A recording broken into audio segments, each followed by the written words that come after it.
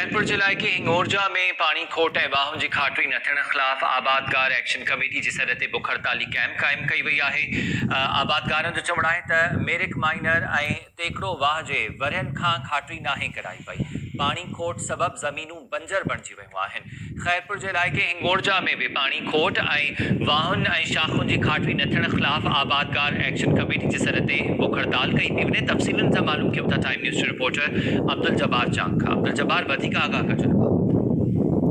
बिल्कुल आगे ॿुधाईंदो हलां मेरक मानर ऐं तेकड़ो वाह पाणी जे शदीद खोट पाटी न थियण रहियो ऐं जेको हिननि जी इफ़तार जो गठिजो हलां कहिड़ी असी वाकिल ख़िलाफ़ एक्शन कमेटी सॾ ते 8 ॾियारी हिननि जो एहतजाज जेको जारी आहे हुन में अहिड़ी किचन जेके मुलाज़िम आहे उहो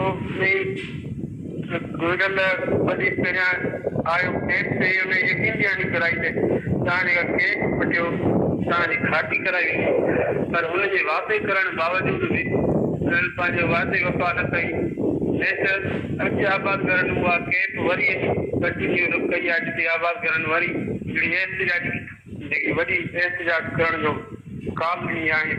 आबादगारनि खे चयो आहे हिकिड़ो वॾो आबादगारनि चयो आहे त खाटी जेसि ताईं न थी तेसि ताईं असांजी जेका कैंप आहे जारी रहंदी। महिरबानी तफ़सील ॾियण जे लाइ अब्दुल जब्बार।